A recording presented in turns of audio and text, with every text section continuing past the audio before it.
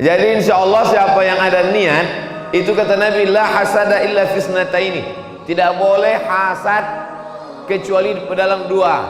Yang pertama, rajulun atahullahu malan, ada orang yang dikasih Allah harta, lalu dia pakai hartanya itu siang dan malam untuk menolong agama Allah, menyekolahkan anak yatim, membantu pondok pesantren, membangun masjid, sampai habis hartanya itu untuk jihad fisabilillah, menolong agama Allah.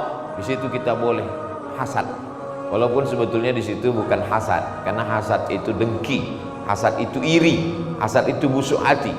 Yang dimaksud dengan hasad dalam hadis ini adalah ribtah. Ribtah itu artinya ingin. Ada di antara kita yang ingin punya cita-cita, kalau saya punya uang banyak, saya akan bangun masjid yang lebih tinggi dari Masjid Anas misalnya. Masjid apa lagi yang lebih tinggi daripada Masjid Anas? Masjid Al-Falaq. Anak Anas itu terakhir, Anas itu terakhir, tidak ada lagi. Oleh sebab itu maka keinginannya itu niatnya sampai, insya Allah. Innamal a'malu bin niat, segala amal itu dengan niat. Jadi sesungguhnya dengan membangun masjid ini kita sedang mengajarkan ke anak-anak kita. Ini banyak anak-anak hadir, anak-anak laki-laki, anak perempuan. Mereka datang hari ini dibawa oleh ibu bapak. Tapi sebenarnya ibu dengan anak ini sedang mengajarkan, anakku, cita-citamu boleh tinggi, kau menjadi profesor, doktor, menjadi jenderal, menjadi gubernur, wali kota, presiden, tapi yang diinginkan adalah sebelum mati kau sempat bangun masjid. Tidak ada nama yang kekal abadi kecuali nama membangun masjid. Makanya Masjid Nabawi, Nabawi itu Nabi, Masjid Nabi Muhammad SAW. Masjid Quba dinisbatkan kepada suatu tempat, karena Nabi sampai di Quba hari Senin, kemudian hari Jumat dia pergi ke Madinah, malam Selasa, malam Rabu, malam Kamis, malam Jumat, 4 malam saja dia di situ berdiri satu masjid. Bangunan yang pertama di atas muka bumi ini, kata Allah, inna awwala baitin wudi'a linnas lalladzi bi Bakkah. Bangunan yang pertama di atas muka bumi ini, itulah bangunan yang ada di Bakkah, Masjidil Haram. Bangunan yang kedua, Masjidil Aqsa. Abu Hurairah meriwayatkan hadis ini, kam bainahuma, berapa jarak antara keduanya? Arba'un sana, 40 tahun. Bangunan yang pertama Masjid Nabawi, bangunan yang kedua Masjidil Aqsa. Bangunan yang pertama ketika sampai Nabi di Quba, juga pertama kali membangun masjid.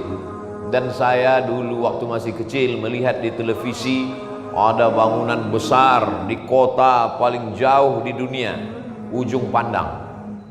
Saking jauhnya disebut Ujung Pandang. Waktu itu kami waktu kecil tahunya Ujung Pandang, rupanya Ujung Pandang sama Makassar itu sama, Makassar. Lalu kemudian waktu itu kami lihat di TV, masih SD, masih kecil, melihat ada Islamic Center besar. Seorang jenderal kebanggaan umat Islam, Jenderal Muhammad Yusuf, bangun Islamic Center besar. Mereka semuanya ingin kekal abadi, menjadi pendidikan buat generasi masa depan, sehingga cita-cita mereka itu tidak hanya sekedar punya rumah, punya mobil, punya kerja, menikah, punya anak, pensiun, stres, depresi, mati. Orang yang ke masjid, bangun masjid, tidak mengenal istilah pensiun.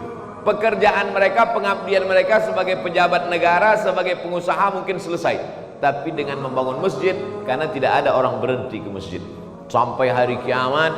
Manusia boleh mati, tapi pengabdian dia ke masjid tetap. Oleh sebab itu orang yang selalu ke masjid, dia tetap sehat, dia tetap segar bugar. Beda dengan orang yang punya jabatan tapi tak pernah ke masjid. Dulu ketika masih ada jabatan, mobilnya ada yang nyetir, sebelum keluar mobil pintunya sudah dibukakan. Kalau dia pergi disambut orang dengan baleho, dengan umbul-umbul, dengan sambutan yang luar biasa. Tapi begitu jabatan sudah tidak ada, orang cuek, orang tidak peduli. Tapi kalau dia biasa ke masjid, dia tidak peduli itu. Karena setiap hari dia pergi ke masjid, dia sholat berjamaah, dia menghadapi banyak orang, dia berkumpul dengan orang, dia bertatap mata dengan orang, dia berjumpa dengan orang, dia bersalaman dengan orang. Maka tidak ada istilah pensiun, tidak ada istilah berhenti, karena profesi aslinya adalah da'i, mengajak orang ke jalan Allah. Nahnu du'an qabla kulli syai'. Kita ini adalah da'i sebelum jadi apapun. Jadi kalau dia menjadi gubernur, wali kota, presiden, itu profesi keduanya saja.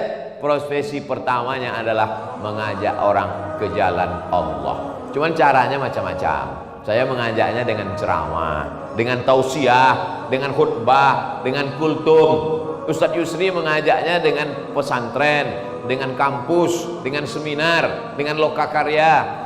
Pejabat mengajaknya dengan kekuasaan, dengan tanda tangan. Ibu mengajaknya, ya langsung dia bawa anaknya. Anaknya dia bawa ke masjid. Begitu cara mereka. Lalu siapakah di antara kita ini yang paling mulia? Apakah yang membangun masjid?